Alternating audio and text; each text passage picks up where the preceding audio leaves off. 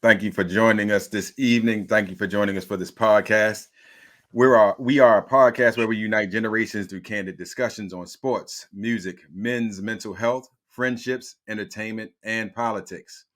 Our aim is to pass on timeless principles of wisdom while connecting with local influencers, creating a space where diverse voices resonate. Join us for insightful conversations that transcend time and bridge the gaps between past, present, and future. What's good, fellas? What's good? Good evening. Good Was evening. good evening.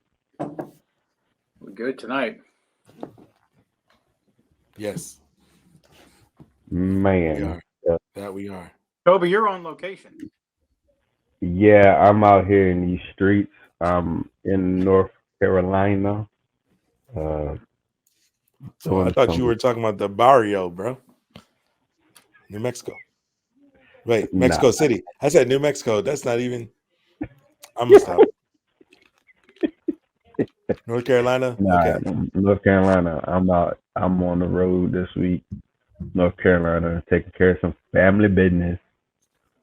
So But So committed. yeah, I'm trying to stay committed. Commitment to the gang. Well, the group. I'm sorry, the brotherhood. Anyway. There. Man. So tonight, tonight, Topic. tonight. Heavy topic tonight. Happy topic tonight. So being that where we are in the season of things, topic tonight is gotta have faith, man. And I can't even tell y'all how timely this topic is for real right now. Um, just lost my second coworker in the last 30 days. Wow. Found out on Thursday. Um, my second coworker in 30 days. Um, man, I've been on an emotion spree over this whole weekend and everything. Tired as a mug, as somebody likes to say, as a mug. Um, but Isma. is a Ism. mug. My fault. Is a mug. That's that county Spell it, thing. Sorry. spell it right, bro. County.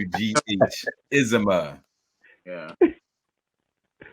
Um, Rough. my faith this week is being it's not being tested. It's being put into action. Having to take moments to ask God just to provide the necessary guidance for the moment. Because the gentleman who I found out passed away Thursday, I literally had just did a check in with him probably like 3 weeks ago. Within 30 days, the last 30 days, I called him because me and him had worked on a project together for like months. Actually, I take that back, for like a whole year and a half, if not 2 years. And then the project dissipated because the client, we ended up just the client went through some stuff, so we shipped all his stuff anyway. So we had talked to probably hadn't talked about 60 days. So I just he hit my spirit like, hey, call this dude. So I called him. I was like, hey man, what's going on? How you doing? We're just catching up and everything. And what's crazy is another coworker who was on the same project, he ends up calling her and he tells her, hey, just call and check in on you. And then me doing my rounds, I call her and I'm like, hey, what's going on? She's like, you'll never believe who just called me. I was like, who called you? And she said, the coworker. And I Mm. was like, really? And she was like, yeah, he told me? He's like, I'm just doing a Toby. I'm just checking in. That's exactly that's what he said to her. Yeah. He's like, I'm doing the Toby. He's like, Toby had just called checking on me and after not speaking in a minute, so I'm calling to check in on you. And when she told me that, like I was like, oh my gosh, like for real? He's like, hmm he said it just like she's like, yeah, he said it just like that. And so that touched me. Like I was like, man, you about to have me crying at work. You know what I That's mean? a that's a And testament that, to the impact you have on people. Right. that ain't me though. But like the real talk, like that that was just me listening to my spirit. You know what I'm saying? Like the spirit hit me to say, "Hey, call this person." And what's really as we speak to faith and we get into this a little deeper. I mean, that's really where I'm at right now. It's like, especially when people come across my person, it's like, oh, let me call them, let me text them. Whatever way they prefer to be communicated. I realize that's a crucial thing. Making sure we communicate with people in a fashion that works for them. But so when I got told Thursday that he passed away, it rocked me because it's like I literally had just did a check in, like not just like not like just the standardized. Hey man, I'm just calling you, chop it up. No, like you good because he was a single dude, lives on his own. He lived in the city, and over the time we would joke about you like he's like yeah if something happened to me ain't nobody gonna know. I'm like nah fam, we gonna know if something happened to you. Like no seriously, like we're gonna be checking in on you know what I mean. So when I found out that he passed away, mm, man, I took like my immediate supervisor told me, and I was going outside to get some air because I needed it. I couldn't even make it. I took like 3 steps and just fell down, broke down. I was in full fledged tears. My supervisor and my other coworker they literally physically had to pick me up and walk me out the door. I was just so rocked. And I mean, I probably cried for about 48 hours off and on. But right now, just in the season I'm in, man, like my faith is being tested. And on top of that, when people try your grace and mercy that you have to put in practice to give to them, because you realize that you love people, and you want to know that their well-being is very well kept. And when they don't respond to you for like 12 hours, and then you find out that they're okay, so at that point, you really just want to kick the crap out of them because you're like, yo, why didn't you respond for 12 hours?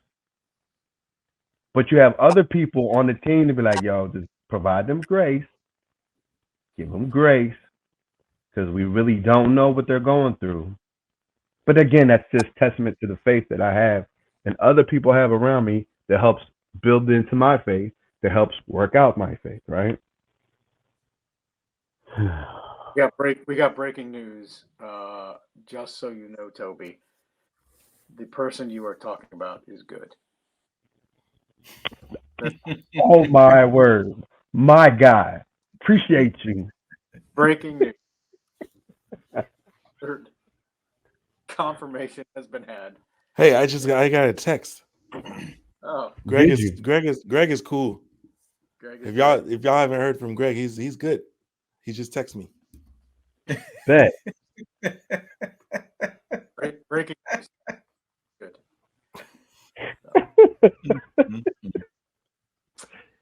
Oh wow. Oh man. So we gotta have faith. Gotta have faith. But why do you have to have faith? I mean, Because your parents told you to. Okay. I mean, That's for where some of you us, learn religion from, right? No, not not everybody true. though. Not No, it's not. everybody. Not I mean, everybody. Not, let me put it this way. I know. So that's the question. Where do you get your faith from? I mean, I'll say mine. Yeah, mine was started by my parents, but of course, early on, my faith was tested. Because of my parents. So, but yeah. well, Will had a good with what you approached this topic with, Will, where you were talking about whether it's faith based or are you spiritual or are you Hmm. religious, and how did you come to that? How did because I do think that there is a certain difference between having faith and being spiritual. Hmm. So when you say faith, Toby, that I'm assuming you mean your belief, right? Not Yes, sir. right. So, as opposed to what your overall viewpoint of feeling something, whether or not you confirm what that something is, but you have a spirituality towards something. Yes, sir. I have faith. I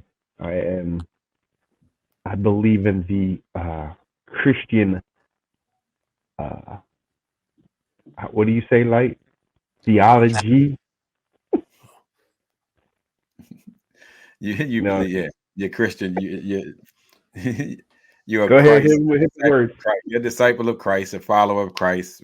However you frame it and stuff like that. Like you say, Christian theology, which varies and stuff like that, because Christian theology is very, very, very broad, depending on which Well, your different, denominational. yeah, It's so many different things that goes into that. yeah. So I think when Toby's describing his faith, he would be able to describe it. But as a follower of Christ, I think is what how he would kind of define himself. And so Yes. y'all asked the question about like where you get your faith from, and most of the time, Damien said, I mean, Greg said your parents. I like that wasn't my journey. I know my journey into my faith and my belief didn't come from dad wasn't around, as we talked about on a different podcast. Mom is not religious. That's not her thing.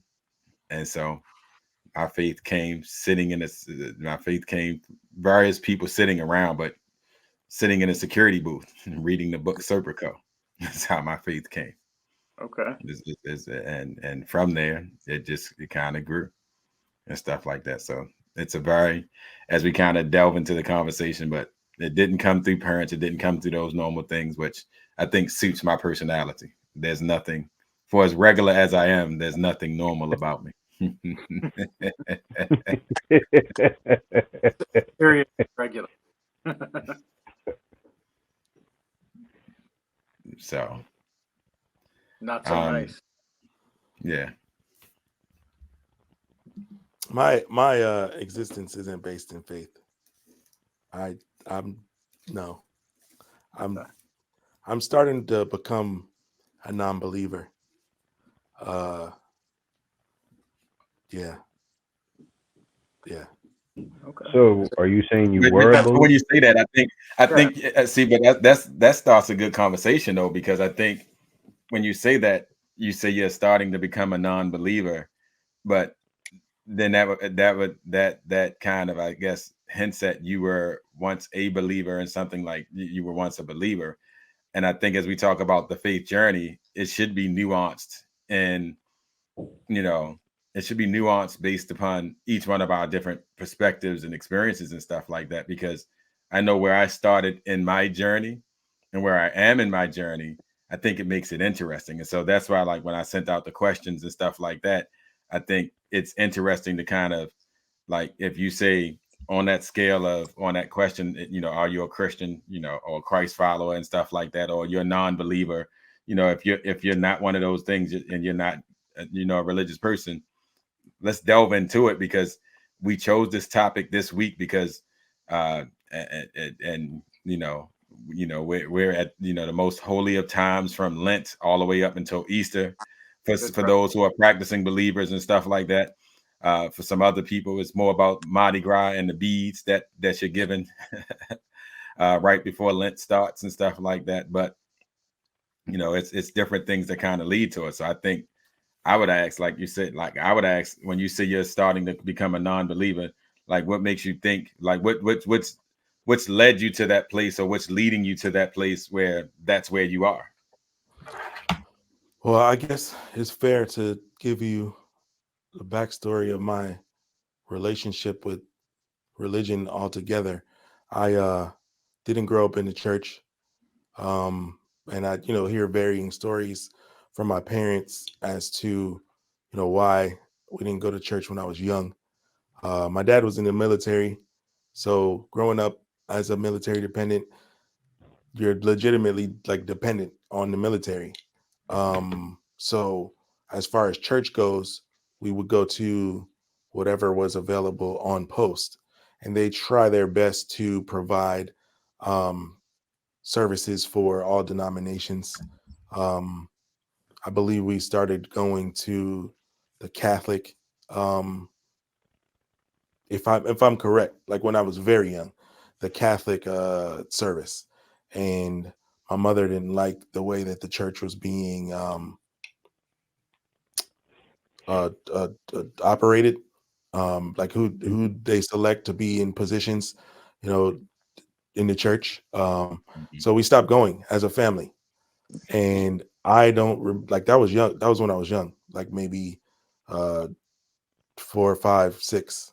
And we didn't return. We didn't start going back to church until I was 12, and we went to a Baptist service again on post. But that was a very, very, very, very, very, very enjoyable experience.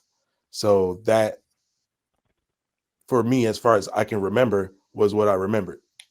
Because I don't remember the first time we went. I joined everything available for youth. I was in the youth choir, in the youth clubs. We went on all the trips, the King's Dominion, X, Y, and Z, blah, blah, blah. Very fun time. Very, very wonderful experience. Then they switched pastors, and we stopped going because we didn't like the new pastor. But, at that point, it's not my decision. You know what I mean? But that experience for me made me, have positivity associated with religion, because we had a good time. I always appreciated the fellowship. But we moved to Virginia, so I'm 14, 15, and I'm like, hey, why are we not going to church again?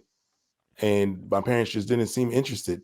But because I had such a great time, I was like, yo, let's do church again. So I took it upon myself to walk around the corner. I had a pastor that lived around the corner, and I legit sat with him. The fact that his daughter was fine as hell, that helped. But I talked to him, and I was like, yo, explain to me, what Sounds about right. church is about. Explain to me what Jesus is about. You know what I'm saying? So he was like, blah, blah, blah, told me, his impression of religion, blah, blah, blah, and invited me to come to church. So I started going to church by myself. I'm like, at that point, I was like 16 because I was driving. Yeah. So I'm going to church myself, joined the choir. I legit started going to Bible study, and I was like, all right, cool. This is good. Then we moved again. We moved. I took it upon myself to go to church, find a church, and again, choir again. I started teaching Sunday school. I didn't know what I was doing, but they gave you the worksheets, and they were like, just read the paper. So I'm doing that, and I'm not really focused on anything past the fellowship. Like, I really like the fellowship. And, I thought, being around these people would make me more spiritual, just because they're spiritual, and, you are who you hang out with.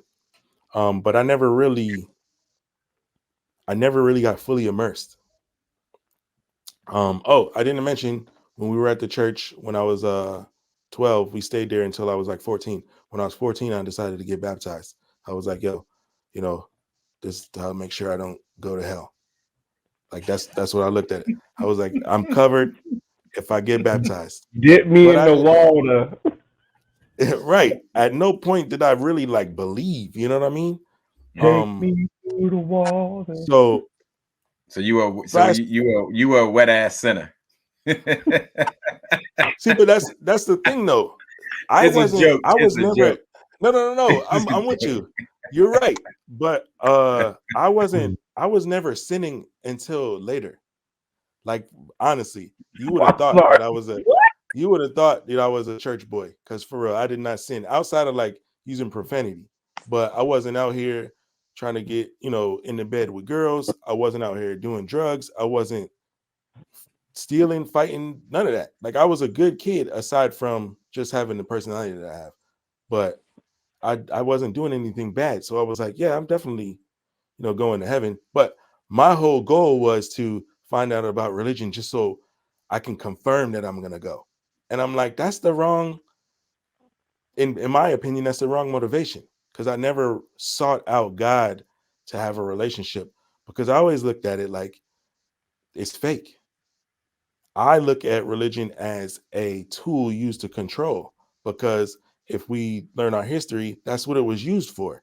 Not to say that's what it was created for, or that people's experiences uh can't be twisted and used as a device to control, but everything can. Anyway, that's what I always thought about religion, and as I've gotten older, I've leaned more that way, because I've seen so many people who are like, yeah, I'm a devout Christian, or I'm a Muslim. They out here eating bacon, they out here cursing, listening to secular music, dancing, you know. So I'm like, bro, how are you doing this? And everybody rests on the morals that, oh, it doesn't matter what I do, I just repent and I'm still good. And I'm like, if it's that easy, it can't be real. Because on one end, God is going to punish you for sinning, and on the other end, it don't matter what you do. So I'm like, if it doesn't matter what I do, then I don't have to go to church. I don't have to, because remember, when I was 14, I got baptized, so I'm good. But There you go. so at this point, I just I don't care anymore. Okay. I don't care D anymore. Smooth. We haven't heard just your story, your intro into this. What's your faith? What's your, I guess, either faith, non-faith, or where are you in this journey? So a little bit of similar situation, Greg. I was 12, 10. So my mom's side of the family very religious up in Pennsylvania. My grandmother attended church all the time, things like that. When I was 12, I think I was maybe 12. They had me go to a church. It was a Baptist church, and the bus would come around and pick up people from the neighborhood and take us to church. At first, I was very just pretty much whatever. It was a part of the day. It was a part of a Sunday. Got to listen to different interpretations of stories, and back then it was very much the scare you to want to go to heaven, right? And so I was asked not to come back because I'm an opinionated. So you gotta explain that a little bit more, bro. He said I was asked not to, they were trying to scare him to enter heaven, but then he was asked not to come back. You're gonna have to break that one down, dude. He put Kool-Aid packets in the baptismal pool. So it was the red one. So I for communion. So how this worked was you went to, it was almost like a Sunday school type thing at first, and then you had like the big sermon at the back hour or whatever, and then for people that wanted to be saved, they would come around and ask if you wanted to be saved, and you go. Right. Is there one? So is there one? Is there one what? That's what they said. The benediction, the altar call. Is there one? Is there one? Is there one? So I remember the person who was the head of the bus or whatever came over to me and tapped me on my shoulder and told me I should go. So, okay. Just you? Well, there was a couple other people. So, it was this whole thing where they made you read a couple of passages. They talked a few minutes, and then they were like, yeah, you're good. And the next Sunday, they had a guest person come in, and me, Will, I'm a music person. Mm-hmm. And they started talking about the dangers of songs like Sexual Healing by Marvin Gaye and Stairway, Sympathy for the Devil by the Rolling Stones, and like how oh yeah, you're gonna get lost. They lost you, right? They gonna lose you right that moment, boy. So I immediately went, well, that Led Zeppelin actually has a song called Stairway to Heaven, right? Like, you're aware of this, right? And so it's back and forth of, I was like, and the sympathy for the devil song is an interpretation from the devil's viewpoint, right? And it talks about him being evil. So the exact thing that you're trying to relay to these people about the sins and the devil and how he can get a hold of you and poison your heart and all these things, this song is entirely his viewpoint about all the terrible things he did in the world, the JFK assassination, like all of these things. I was like, you're completely misreading all of this. And that's when we got into a back and forth. And when they pulled the bus up to my parents' house, they said it would be best if I saw it some other place. My man said he got kicked off the bus ministry. Yo, Using reason and logic. I applaud excuse me. you, my friend. Did you not read the lyrics? Did you not read the lyrics? I'm like, come on. And then I Googled it and been like, hey, let's talk about this, right? Did I you love not that look at the lyrics? I actually love that story. I love the story. I then at that point I recognized that my family, certain members of my family were still religious, and I didn't discount anything, and I didn't completely go away from the belief in God. It wasn't until I got older that I started to feel more of, kind of like you, Greg, a little bit, where I was more in tune with believing in God, but not believing in religion. And where I remember being in an argument with a gentleman, the topic had come up, and his basis of his argument was, if you never come to know Jesus, you'll never get into heaven. And so I said, well, what if you're one of these people that, in the middle of Congo or wherever, that never know civilization, that never have an opportunity to know churches and religion or, the way of life things are now. You're telling me that if somebody in that area who may have a family and does everything good for their family and feeds their family and tries to make sure they're doing good things, but they never know God because they never know anything like religion exists, you're telling me that individual would not get into heaven simply because there was no one there to explain to him Christianity or whatever the religion would be. Mm-hmm.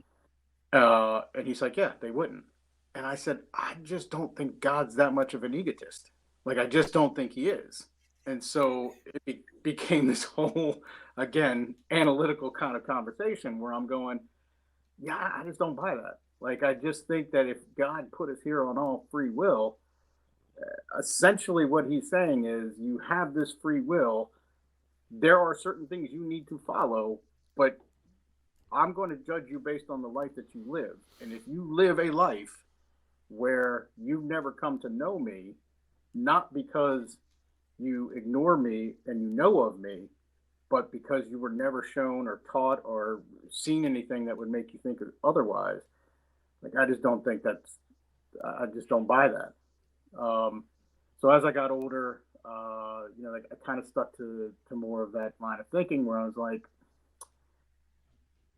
I feel like religion sometimes we use as a tool to try to manipulate people into certain things. And then when you start getting into the Bible and, certain passages and, trying to equate that into your life today, but you want to go back and you go, okay, well, let's talk about those things, because if you really want to dive into that, Deuteronomy, Timothy, there's a number of passages in there that are just pure, we're not living that life, right? We're not stoning our neighbor because they're planting crops side by side on a Sunday, right? Like, those are things we don't do. So I felt like those types you don't do. I've been stoning, bro. Right, well. Okay. Look, I legit have been stoning. Yeah. That's facts. I mean, yeah. Yo. It became like a switch from some arguments of, well, that was the Old Testament of things, and this is how, the new things are. And I'm like, you can't pick and choose and cherry pick what you want. That's just not how this works. So where I came to settle, and where it isn't necessarily a problem in my home life, Ange is a Catholic, Obviously a big believer in the Catholic Church and God. But we have had conversations and we've had situations come up where I'm like, look, I can be a believer in this without having the necessary or what is deemed the necessary, prerequisite to get there for that. Like, I don't need to belong to a church. I don't need to be involved in religious teachings. I've studied a number of religions when I first went to community college. Buddhism, Taoism, Judaism, Christianity. There was a number. I was like, I think the purpose is you believe in something of some type of higher power that you feel like is either guiding your life or at least going to try to project a way for you to live your life.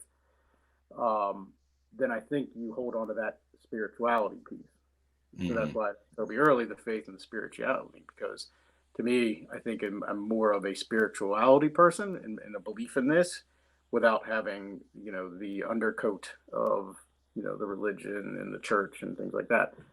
Where it has become a little bit of an issue is Noah has really gotten into religion and Christianity. And, bless my boy for being just a sweet kid, but he would tell me he worries about my soul. And I, of course, being the smart ass I am, I'm like, well, you probably should, right? Like, because, based on what you believe, like, there could be problems. And I remember one day, he was like, Dad, I really want you to repent. I said, no, I'm not going to do that. I can't. I was like, that's not something I buy into. And like, he really got upset.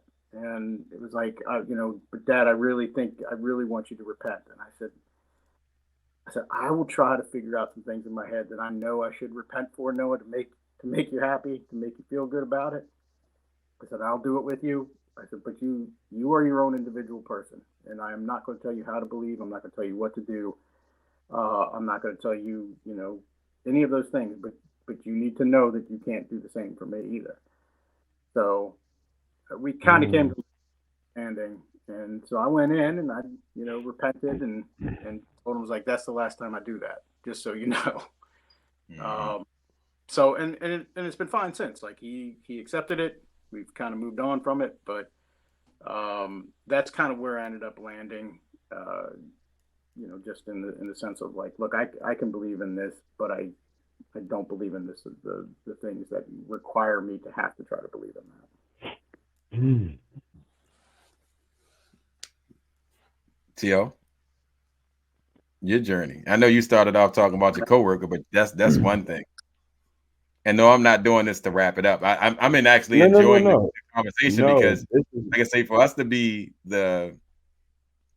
and we said this before, like I say, starting out where we start, even when we started the first podcast and started the first recording, to how we are continuing to grow and learn each other, and how we're continuing to be able to connect. And I think I shared this with T.O. I shared, like I said, we're not just like, and you guys would correct me. Hopefully you will correct me. I don't consider it just like a normal friendship, a normal relationship. I said, because with guys and with other people that we kind of do life with, we can choose when to turn it off. We've chosen to be in a certain type of relationship with one another and a certain type of friendship, to where as though we're learning more and more. And when we're sitting through these discussions, it's like that. I find it really cool because we do connect, we do vibe, we like, right. we do life together, and in doing and conducting it that way, it's like, man, that's really cool, because we're learning all of these things kind of as we go and take this journey. When in so many sectors and sections of life, people are segmenting themselves around a lot of the stuff that we're choosing to connect on, even with those differences. And so I just find it really cool, and I find it really encouraging that we can be as close as we are and doing life the way that we're doing life, having, our varied beliefs and varied viewpoints in life. So that's pretty cool. So T.O.? No, I mean, I agree 100% what you said. Like it's interesting. Like no matter as we all come together, and we all have different perspectives. We're all at different places and different journeys, and like you all, like Greg G Not So Nice said earlier, you go to church. I mean, I've been to the multi denominations of life. I mean, to Church of God of Christ, Apostolic, uh, Baptist, Southern Baptist, non-denominational. Um, I've actually taken um, parts of later in life. I pretty much grew up in the church all my life. Like all my life, I've been in the church, in the building. Um, and like G, I went under the water. I want to be baptized. I've been delivered. Yes, Lord, I'm free. Uh, free, I'm free. Or am I? I don't know. Uh, and I've given myself over to the church. Like I was in the choir, security, the deacon ministry, the usher board, the at the bigger church. I was outside with security, minding the people, uh, clean up, set up, this group, that group. But the one thing that you said, G, and I related to so much, like you want the fellowship, but where's the undergirding and the growth that's so necessary to be part of the understanding for myself? And I found myself as the new term, because this whole generation now got terms for everything. Church hurt. um, and so where I stand now is I have churches I watch.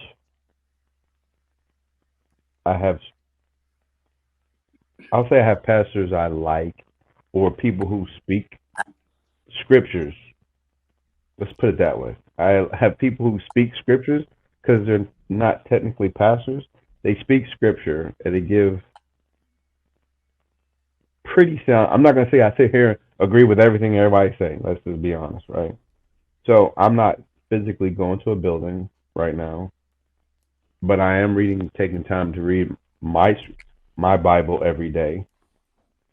Actually going through the Bible. Actually, I'm taking this year and actually going through the Bible. Like, read the Bible in 365 days. I'm doing that. I got my little chart and I've been going through it, and I definitely feel enlightened. I definitely feel extremely challenged, as I was said earlier.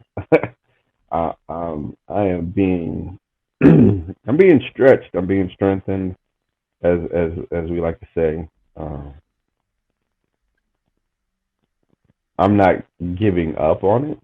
Um, and the reason why I say that is just to be where I'm at right now. I'll put it to you like this: to have all three of y'all in my life right now, it's a true prayer of mine. Mhm. It's been a prayer of mine to have some dudes that I can call on and be like, "Yo, this is what I'm dealing with.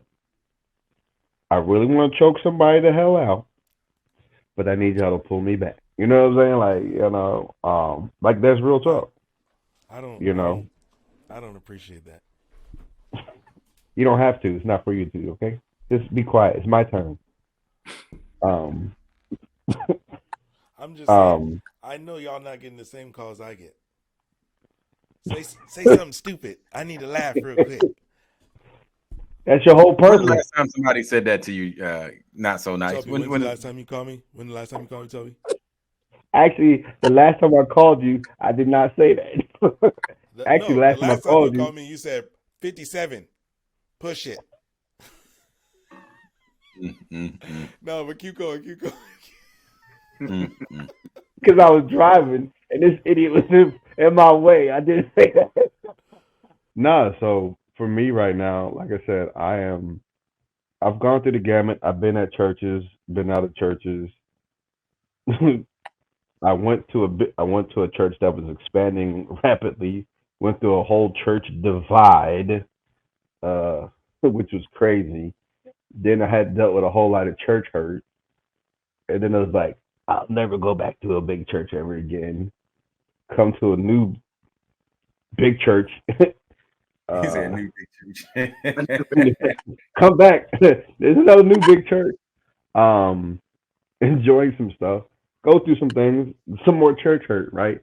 And so right now, no, I'm not physically going to a building. Like I said, it's pastors I follow. I mean, it's church I regularly watch, and there's events I've attended. To say that. And so, no, I'm still here. I still believe. My faith hasn't waned at all. Actually, I feel like my strength, my faith in what I believe is gotten stronger over the last couple of years. And like I said, right now I'm really just going through some challenges of life because I mean that's what the I Bible like says. this. You know, you're gonna go through some trials, you're gonna go through some tribulations, but they're not here to destroy you. They're here to strengthen you and take you to a new place. I mean, honestly, like I said, there's many things I have talked to God about in my personal time with Him, and I feel like I'm getting a lot of my answers right now. It's heavy. I ain't gonna lie. It's not easy, but I feel like I am getting a lot of answers right now. So where I stand right now, I got my Bible. It's just me, my Bible, and I, right? Um, and of course my guys. Um, so and I do get fellow. I do one thing that is so critical, Greg. I'll say that again. Fellowship is important. Fellowship is important, and honest fellowship.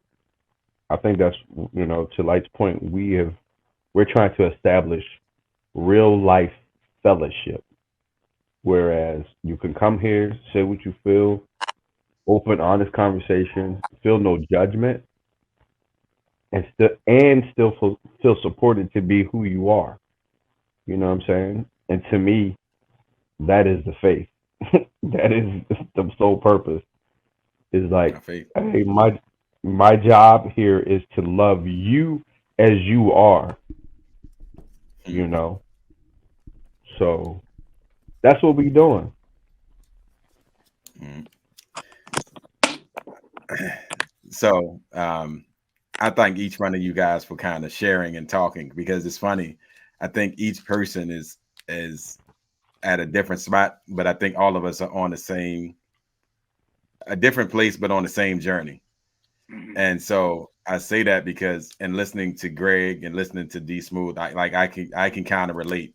And so I hope when we break these down, I know we talked about this before, but I think it's going to be interesting. I think when we put this out, we probably should put out one entire one.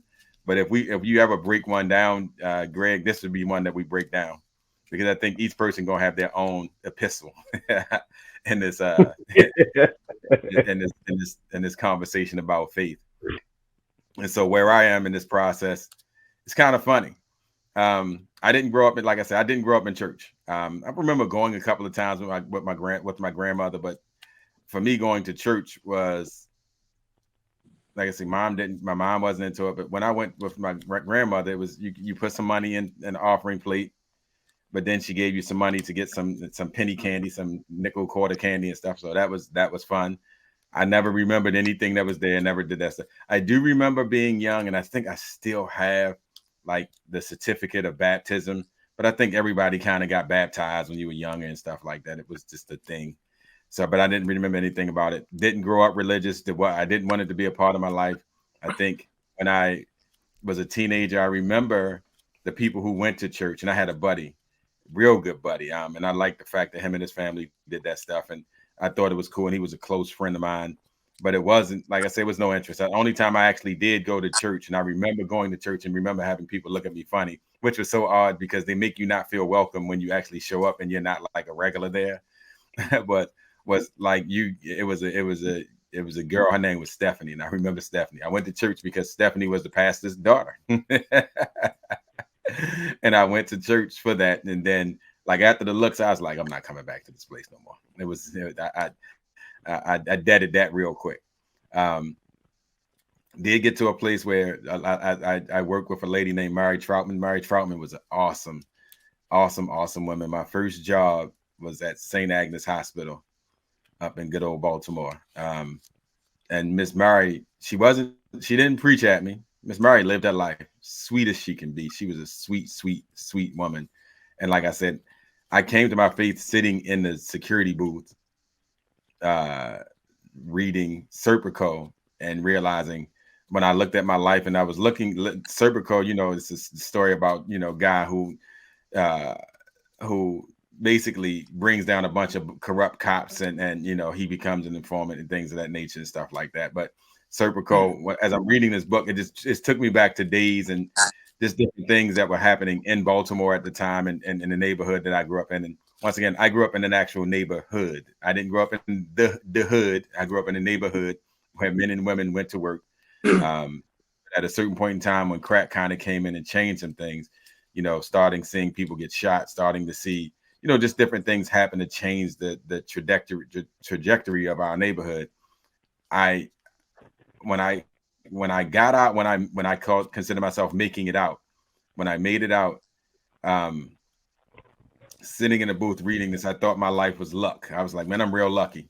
And the epiphany that happened for me at that time was a voice, and I believe it was God's voice, said to me, it wasn't luck, it was me. And when that voice said it wasn't me, it wasn't luck, it was me, and just walked me through a whole journey. Actually led me to, proposing to my first wife, the whole nine, just everything, just the whole, this is what I want you to do, and this is the journey I want you to take. And once that happened, I went back to Miss Mary. Miss Mary gave me, and it's funny, I gotta pull it out for y'all because I'm a collector of things. Miss Mary gave me this Bible right here. So this was back in 19. There you go, my man. There you go. Yeah. It's a pink Bible. New Century version. But Miss Mary instead of telling me come join her church, instead of telling me to, do anything different, Miss Mary said, I want you to take this and I want you to read this. And if you open this Bible up, it was never complete. Didn't have the first 5 books of the Bible. It didn't have the Talmud. It didn't have Genesis, Exodus, Leviticus, Numbers, Deuteronomy. It didn't have any of that in there. But it had the New Testament. And she said, start at Matthew and read. And she just left me alone. And that's what I kind of did. And when she left me to that, I was still working in security and I would just go to work. And I used to read just like lots of books. But in reading this New Century version, I got to get to a place where Jesus came alive to me. And I understood Jesus more and I understood his actions more. So I appreciated that part of my journey because to get to my faith, it wasn't through a church. It wasn't through a person. It wasn't through a pastor. It wasn't through any of them. So for my first year of this, all I was doing was reading the Bible. And then somebody came around, bus ministry, like Damien said, from a Baptist church, knocked on the door. And typically it would always be a Jehovah's Witness to somebody. But this time it wasn't. And I said, you know what? I'm going. And once I got in, it was a very strict, independent Baptist church. It was a very strict church. Me being who I am, when I'm into something, I'm really into it. And so I was into my Bible, and so I got into the place. Like you, Greg, I taught youth. They gave you those things, but it was so funny. What I quickly realized in my journey was, I'm not like, and it wasn't a judgment. I wasn't like the other people there. Like I wasn't a sheep. Now it was funny because I ascended quickly within this church because they could see it's like when the pastor would ask questions, because I was studying on my own, I knew the answers to the questions. I knew where this section was. So I was seen as spiritual. But I didn't consider myself a spiritual individual. I consider myself someone who had a religious experience with God, and I had a relationship with God through his word. That was it. Church was a formality, but it was where I felt like I needed to be. So once I was there, I kind of, I started teaching the youth, working with the youth. I still actually have my first message that I gave to the high school youth. I still have over there. And it was actually about a person who lost their faith. It was about a person who spent a lot of years in church who lost their faith. And I always kept that because it was in the newspaper, but I took it, broke it down, and I always thought it was so interesting of a story because it reminded me of a lot of the youth of that church. I felt like they had all of the words, but I didn't see any relationship there. And so, longer story short, I ended up recognizing that I wasn't like everyone there. And so even though I was there, it's so funny. When I say I'm a very rebellious person, I don't want you to be like me and I don't want to be like you. And I'm not going to let you tell me to be like you or you to be like me. And so while I was in the church, I was in an independent Baptist church, but I independently operated the way I wanted to operate. But they liked me. I became a deacon. I became ordained as a deacon. From there, I went on to get into Bible. I went to Bible college. I became a youth pastor, became a licensed minister, got my master's in theology. I went through all of those different phases. And so by the time I kind of met Toby, as I told you guys, while I was taking this whole path, when I say my life, it wasn't about the life being matched. It was so funny because in knowing all of these things, I still had these carnal ways. Like I told you, I was not a great husband. I was a great father, great provider. And I think my ex would even tell you, she would say to me that I was great, but I didn't do right because and it wasn't a wandering eye. When we would get into arguments, when different things would come up, I would allow people who would be attracted to me. I would allow them to come into me and stuff like that. And that would always make me feel guilty. That would always make me feel a particular way. And I would be very, very harsh or mad or tough on myself because the one thing I didn't like doing and the one thing I don't like doing is I don't like being a hypocrite to myself. It wasn't about caring what others thought. I didn't like being a hypocrite to me. And so fast forward a little more. When I met Toby, it was 2005 at this big church where they had this big church split. And when I met Toby there, at the time I resigned my position as a youth pastor. And I resigned my position because I went to the pastor and told him, hey, this affair is going on in my life. I can't continue to teach because I'm not in a good position to teach. I'm not in a good place to do what I need to do because it's not right to me and it's not right to the female that I was in a relationship with. And so stepped down, went over there. And that was the first time and when Toby brought up church hurt, that was the first time I kind of experienced church hurt, but I don't consider it church hurt now. I just think humans do what humans do. And that's where that practical part is and bear with me, fellas. I know I'm giving y'all a lot, but it's kind of leading you to how I'm here. But the church hurt part was that old pastor at the old church tried to blackmail me into coming back to that church by saying he would tell people what I told him if I didn't come back to the church and be a part of it. And I was like, bro, do what you're going to do. You're going to try to force me to be a youth pastor because the youth department was contingent upon a lot of the creative things that I was doing. But the truth was I was not in the place and you shouldn't want me to teach. You shouldn't want me to teach at that moment.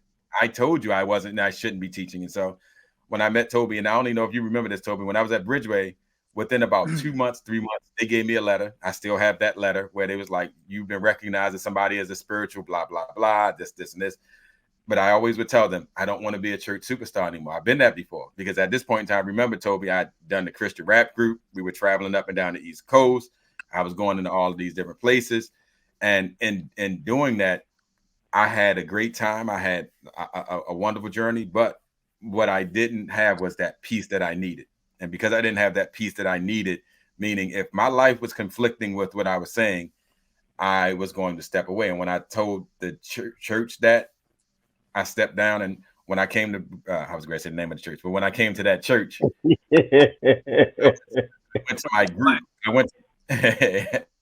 I went to my group, and I told them. So my buddy who was in the group with me, he had moved out to Indiana. I rode all the way out to Indiana, sat down with him, and told him about the affair that I was in, and after telling him about it, I told him I was going to step down, and I said I couldn't be in the group anymore, and I didn't want to be in the group anymore, not because I didn't want to, but because I wasn't living up to what I felt I should be doing and representing the group. And so after going through that whole journey, went to Bridgeway for a while, I got involved in small ministries like Racial Reconciliation. I still said it, didn't I? I still said the name, Racial Reconciliation, from Racial Reconciliation to Feeding the Homeless. I always wanted to serve and service people, but the one thing I never wanted to become or wanted to do was I wasn't about the glitz and the glam that came with it. And so along that lines, even though we were trying to work things out around that 2007, 2008 time, things weren't working out. Started a youth center, and I started realizing a lot of what I was doing, I was using service to kind of make up for the fellowship that Greg, you said you wanted, and relationships. I was using service, not because I wasn't equipped to serve, not because I wasn't talented enough to serve, not because I didn't even have a desire to, but where I had holes and gaps, I would fill it with service. And so around 2010, 2011, I got out of that. Then I got into work. And once I got out, still was going to church, but I stopped doing all service, and I stopped doing that service for a while. When I knew things I was feeling the way I was feeling in my first marriage, I know it was, I couldn't represent, and I wasn't trying to get people to buy in or believe in me. I didn't want people, because one of the things I found out was when you go to church and people look at you and say, and feel like you have a gift or the gift or many gifts, they focus on you serving or servicing others in some capacity. And I didn't want people to believe in me because I didn't like letting other people down and didn't like letting myself down. So fast forward to 2015, I stopped going to church, but I wasn't church hurt anymore because that church didn't do anything to me. I actually loved the first church that I went to. I went when the pastor of the first church I went to passed away, went to his funeral, saw some good people, realized all the good that he had sold them, even though, it was some things that didn't go right. And when I left the last church I was in 2015, the church wasn't perfect, but I knew that at the time and didn't need to know anything different. So last church service I went to was 2015. Where I am now, even with that long journey and that long story, is I still believe in serving humans. When I pray to God. I still consider myself a believer in Christ.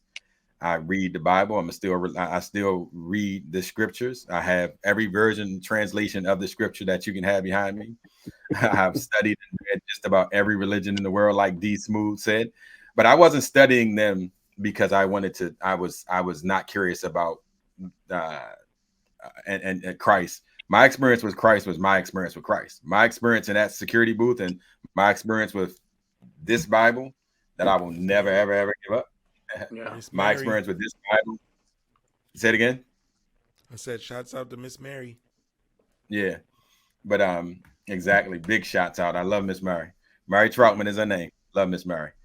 But my experience with those scriptures kind of led to my relationship with him. So that's why when I speak to when people speak to me and stuff like that, like it's 100% a relationship with Christ, with God. And I hear that, like I said, I've studied so deeply, and so I hear people's different conversations, comments. But where I am now is I don't believe in the institution of religion, but I don't believe in it because it did something to me. Because that, like I say, the last church I went to, they did not hurt me. They did not bother me. They did not do damage to me. They did not do any of that stuff to me. I don't believe in it because, like you said, Greg, like Denzel Washington said in the Book of Eli, like you watch people or you see people use religion for all kinds of nefarious reasons. You watch in this political cycle, and starting in 2016 and even before then, and I've seen it before, people who are of the cloth using religion to get people to vote for some of the most carnal and inhumane people and things, and using it in a manipulative way and then rationalizing it. And the book doesn't say any of that stuff, because truth be told, living in the world in which we live in right now, those who are followers would actually have to abandon would have to abandon what it is that we say this world to actually keep following our beliefs. And what I've learned as I've been living in this life is we're not walking away from these things. We're not going away from the stuff that we're going away from. So the reason that I don't associate with organized religion is not because, once again, my old church did something to me. I don't do it is because I feel like it uses people, and not all of them, not every church. And if you find a church that suits and meets your needs, I believe you should go there. But the reason that I don't is because I want to serve people, and I'm going to continue to serve people in the capacity in which I can right now. And I think my faith is a big part of why I treat people well in my professional life, in my personal life. But I also attribute a lot of that to Margaret Gilmer and Cherie Gilmer, who raised me to walk on the outside of women, who raised me to hold doors for people, who raised me to, when I see something wrong, to do something about it. If it's a way where I can help something, like there's so many different aspects that I feel like have added to who I am and to what my life is, that my faith in Christ, my faith in God is something that is not going to change because of my relationship with him. But I also understand that a lot of the stuff that we set up as like parts of our faith or parts of the Christian faith or parts of whatever your religion is, it's actually not parts of religion. It's parts of how you were brought up. It's parts of some tradition that somebody passed on to you. And it actually has nothing to do with that personal relationship that you have. And to sum it up, I would say that fellowship part that Toby just spoke about, and being, praying for a group of people, group of guys like this. I wouldn't say I necessarily pray for it, but I'm super thankful that I don't have to post anything on Facebook looking to hang out with people anymore. Y'all not gonna laugh at that? Hey, man, I want to do some rock climbing or something. High adventure, guys. Exactly. You guys are looking for high adventure, then reach. I was on mute. I realized I was on mute. You couldn't hear me laughing because that is that's hilarious right there, fam. Oh my god, we weren't moving fast enough. I need more. No, we just keep it moving. I was just gonna say, oh man, like it's crazy, like with all the different perspectives, right? Like I think we hit the gamut with everyone, right? We all have our own perspective. We all have our own journey, and this life is about your own personal journey. Truth be told, and even when it comes down to your faith, it's your journey. The whole premise of what we believe is to have your own relationship with, for us who believe in Christ, we're going to say with Christ. For everyone else is going to be what you come to understand and recognize to be your basis, And again, like I said, during that 1 year that I took time to really, not trying to jump to a different faith, but just understand, you know what I'm saying? I took a year, I took some time to try to understand, Judaism, understand, what was the other stuff I studied that year? Islam a little bit, Hinduism.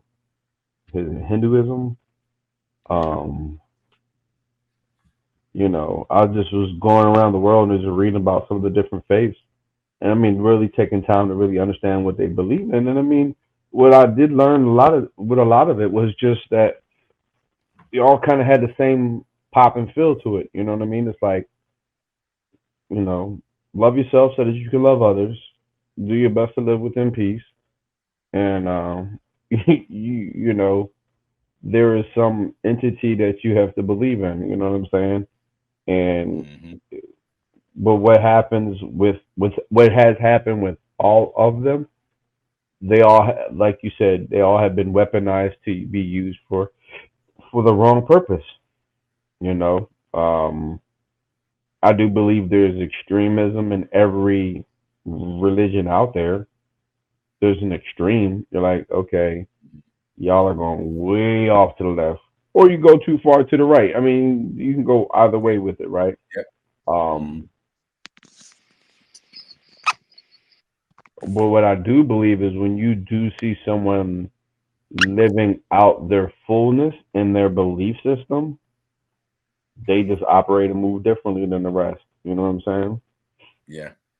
And it's clearly evident, you know. Um, as we sit here and talk, it's not like we're all trying to push one on one thing or the next thing. No, we're just telling you where we are, you know. Mm-hmm. And the hope is that you can find peace within yourself, within your own journey. I mean, of course, for those who believe in the Christian faith, yes, we hope that you find Christ and come to Him and come to your own understanding. You know, but at the same time, I'm not here to judge you. I'm not here to judge any of my guys. I'm here for all my dudes to be themselves, and my job is to love them regardless, even when they don't show up on time. You know. So. Well, 5 minutes isn't 12 minutes. That's all I'm saying. 12 minutes. I'm glad you guys have not asked me not to come back. So. Yeah. Right. But you know what's funny though, D Smooth, when we the fact that our relationship and our bond is this, and this is what I love about it.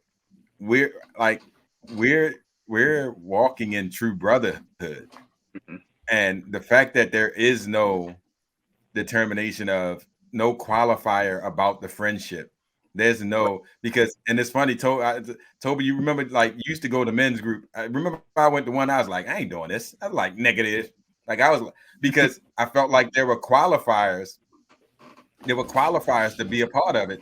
And people would always be trying to teach me something. I'd be like, bro, I got the book. I read the book. I'm looking to connect. And in order to connect, it was always built upon all of these false things and this fake stuff. And I was like, bro, you cool. And then I break the book down to them and they be like, all right, you know the book. I don't know what else to do with you right now. I was like, I just need you to be you and I can be me so we can build this bond. I feel like what we have right now is a bond. When I talk about the grace that we should show each other, is because, we can get frustrated. We can do all that stuff. But to me, man, when you're doing, like, I have real life going on around me. I think everybody here has real life going on around them in some capacity. I need brothers. I need friends. I need people who can support. Yep, I need people who, hey, if I need to talk to you on the side, I'm going to call that person on the side or have whatever conversation on the side. But I feel like when we're together, it should be just a group of dudes enjoying life, man, for real. And that's going to come up with the tension because of how we've chosen to kind of relate. But to me, we're living out our faith. Like the faith, I've not had this relationship in any, I would say the last time I probably had this was with the group of guys that I was in that rap group with. When we did that, we were brothers. We were in front, we was none of, like, we rolled and stuff. But within a church structure, and I don't feel like it's an indictment on the churches. I feel comfortable having all of the conversations I have with you guys, even with us recording them and broadcasting them to the world, like sharing what I'm sharing. I feel real comfortable doing that. In certain settings, the fear of judgment, the fear of, being asked not to come back, all of those things exist. But here, I don't feel that. Actually, man. hold on. I need to stop you right grateful. now. I'm feeling some kind of way right now because I realize, like, you give G Not So Nice way more grace than me, because I've seen you be mad at me for being late, but he can be late and you don't. I'm younger. What's that got to do with it? So technically, you should know better. Back up. So technically, T.O., you were not late, bro. It was not you who were late. When you came into the restaurant, you was like, look, bro, I was ready. So it wasn't you that and yes, Greg, I said you with the EW at the end. So hey, I'm with it. It wasn't you. I'm messing. Hey, listen, that's the part of us that is, right? Regardless of what's going on, no matter how much tension might be there, we're gonna throw a joke in there just because that's who we are, right? Like, that's the part of the brotherhood. well, the bond that we stand on. Have we experienced tension though? I don't feel like we. I don't feel like we. I think That's we're because you devoid of don't be that. on the. You be misreading the text messages we be sending. Be like, Greg, No. where the hell you at, man? No. So No, but Since you're gonna bring it that's up, to my point, though. That's since to you my want to point, bring it though. up, since you want to bring it up, nah, bruh, Tone, we ain't brought you the tension to your feet. We ain't brought No, tension that's to what your I'm feet. saying though. Y'all are missing what I'm saying. I'm not misreading the text messages. I'm mature enough to understand that I take responsibility for my actions or non-actions. So that's what I'm saying. Because I could come back and be like, so I would agree. Expletive deleted all y'all, but I'm not doing that because I know what I did. Yeah, or didn't do. And I think you're right.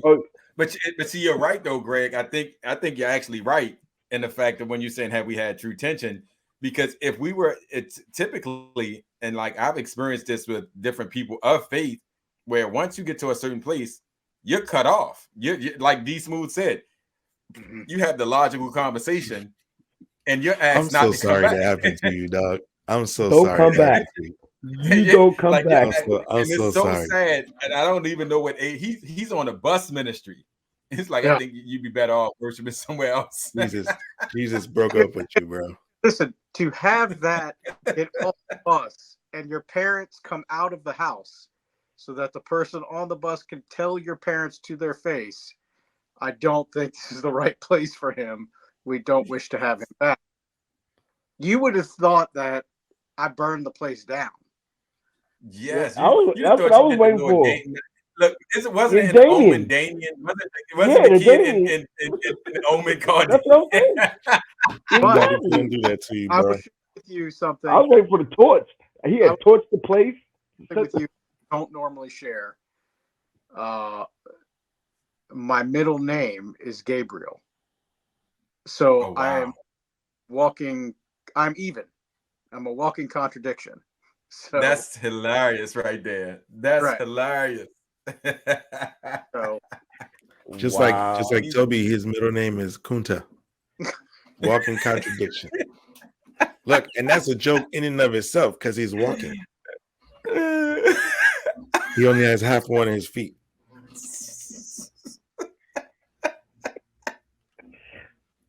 This is why he's so nice. Yo, see, this is the tension that we talk about bringing to. See, it's a wonderful thing that this is not in person, because at this point I would reach across and choke you. Because he can't kick me because he only has half. He just got the nub. I would boot the hell out you. We need to have less tension and more attention so we can see.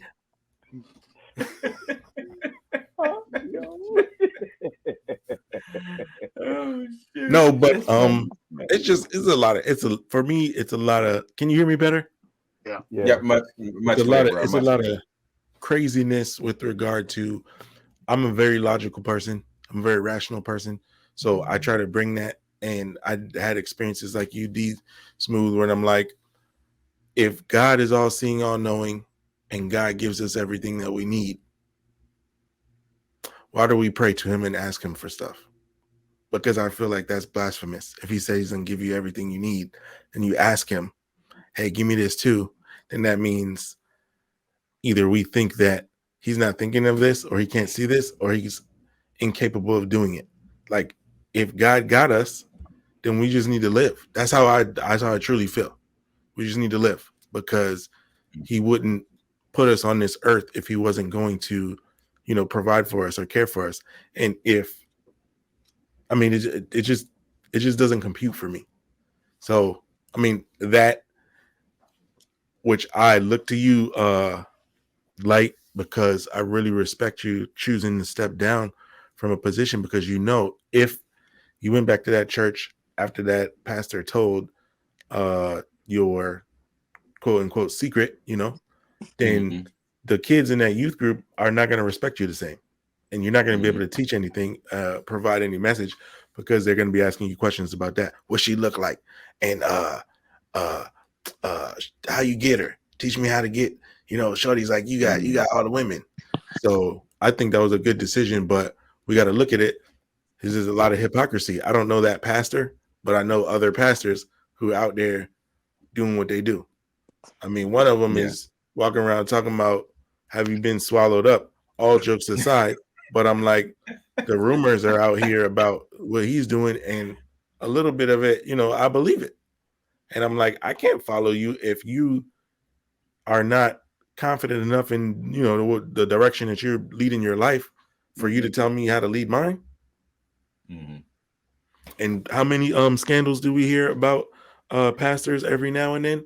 Old boy who, was having inappropriate relationships with young men, but he's out on TV flying in his private jet all the time, But I mean, of course, there's going to be people who bring a negative light or shed a negative light or cast a shadow on every system, because religion is a system. You know what I mean? So we can't really say this one and that one, point the fingers. But in my brief, brush with organized religion, I've seen a lot of people from members to pastors and everybody in between doing wrong and thinking that they still have the right to point the finger. And I'm like, I don't want to be a part of that. Similar to what you said, I don't want to be a part of that, because you are not you're not practicing what you preach, period. And I'm like, if you can get in my same heaven, then all of this is trash, because it's not free before. I'll tell you this. I'll tell you this. One of the things that I've learned in this journey, but I think each one of us has shared a different component to it. Mm-hmm. I don't think anybody, where I used to be very dogmatic. I was very dogmatic. And T.O. saw me in some of those moments. I think I was probably still coming out, but I was deep into apologetics. And so I was a big defender of faith. And like I said, I would study everyone's faith, but I would study philosophy. I would study history. I would study the origins. I wanted to know everything. And the reason I wanted to know everything was because I wanted to understand people. And I wanted to understand people. So I actually wanted to be genuine when I would have conversations with them. But because I like to debate, I much more than I am now. But I used to love to debate, used to love to go at people. I used to love to kind of say things to get people to see. I would cause a contradiction. And then in causing the contradiction, and this is where Toby would always call me CR, with the C and the R and the conflict and the resolution. But I would cause that contradiction and then try to lead them to a place for understanding. But my purpose in it was actually, I wanted them to have, and when I say I wanted them to have peace within themselves, I think each one of us has some, and when I say hypocrisy in us, like there are things like when we say we're logical, or when we say we have a certain set of beliefs. Yeah, yes, we are. You can shake it. But maybe I think y'all. each one of us. You say maybe that's not you. No. Yeah. Oh, so you're consistent with. I told you I was baptized. No, I ain't talking about that. I'm talking about when you say you're a logical individual, right? So you're logical. Logic leads you to be critical of the individuals you see that are not doing what they say. You say they should be doing, right? Mm-hmm. What I've learned in this journey is this: my walk is the walk that I'm supposed to be having. I think the mistake that we have is when we line up and say that where we're looking with a side eye or a critical eye of individuals in their journeys, because I think each person has to take that. And I heard T.O. say this: each person kind of has to take their own journey. And as you're taking that walk, the reason that I can sit here and not feel like I have to win you over or to say something to you is because I think as you're taking your journey, this is the one thing I believe. The same way God got me in that security booth, when he wants you, he gonna get you. When it's you, and it doesn't have to look the way I say it looks. Because I used to believe it had to look a certain way. I know right now it doesn't. And I know we don't have all of the answers. And for those who say this, like you said, and God bless Noah for it. But when we go through the whole repent and do all, that's because we've been told a thing, and he's sincere and genuine in what he believes, because he has a young heart. He has a young mind. So that's sincerity on his part. But when you're being told that's what you got to get people to do, that's what you go out and do, because that fear is placed inside of him because some system has told him that. And the truth is that, you know what? The same God, I used to tell believers this all the time. for everything we say we believe about this all-knowing, almighty God, if we think some of the things that bother us bothers him the way that we think it is, it bothers us because we can't do it without feeling guilty. We can't do it without feeling conviction. And we're mad that somebody else is doing that thing that we would so like to do, but we think and we try to place it on God, but it's our issue. It's our issue. I think when it comes down to this faith thing, for me, how you treat human beings is the test that I have. All of the fruit of the spirit, all of those things that talk about how we're supposed to interact. Even if a person has a contrary belief, it says you're supposed to pray to them. If a person, and it's not, no, that's the Sermon on the Mount. That's not for now. That's in the future. Stop it. Stop saying I'm supposed to hate homosexuality, but the Sermon on the Mount is for a day way off in the future. Exactly. Stop it. Exactly. Those two things bro. Can't be. Exactly. And so to me, how I treat you as a human being, and to me, if a thing uplifts all human beings, that's truth to me. If it uplifts all of us, that's truth for me. Right, because I find it in the book. Yeah, I mean, because what was it? It's Timothy, where they say, permit no woman to teach over a man, or just to keep silent, or something. Like you can't subscribe to that as a human being when you recognize another human being. So to your point, Will, I think we all understand in the world that we live in, and where we come to and what we believe, we also recognize the actual individual and human spirit of other people. And in that, you can't, and that matters. There shouldn't be a judgment based on that. So, I think one of the harshest things you can do is wish a soul into hell, and feel good about it. And all too often, that's what we want. Like that's just such a dumb thing to want and desire for people. Doesn't make. And when I say it doesn't make sense, test me on the Bible. I'll show you just what I know. Right. But it doesn't make sense from the standpoint of what we say is driving us. Love doesn't look like hate. Hate is easy to identify, my friend. Hate is easy to identify. It don't feel like love. Anybody who's been hated or treated to hate don't feel nothing like love. But we'll masquerade hate as love all day long. Right. And call it faith. They didn't love my brother when they kicked him off the bus.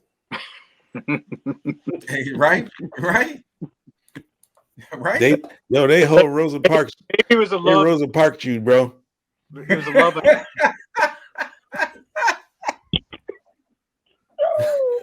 I'm dying. Look, he said, and that was the day that I fell in love with Outkast. Yeah. Me and you, your mama and your cousin. Not Damien. Going to the church at 12. Oh my God. We ended on that. Can we just end it on that? That's perfect. That's perfect. Yo. Fellas, no, man. Appreciate you guys. Love you guys. Nah. Appreciate you guys. Love you guys. In the back. I think it's a great topic. I think individuals can continue to, like I said, as you're looking for and as you're going about that journey of faith. I think each one of us said it. I think it's a personal journey. I think it's something that when you're trying to get settled, it's good to kind of have spiritual guides and different individuals around you. But while they could be like little land posts or like little signs there, but I think when it comes to your faith, your walk, is something between you, your creator, or whatever your belief is, and you settling and treating the people, to me, in not only a humane way, but in a divine way, so that those gifts that are given to you are used to bless the other individuals that are in your world and in your universe. Like that's, to me, when you know you're living out your faith.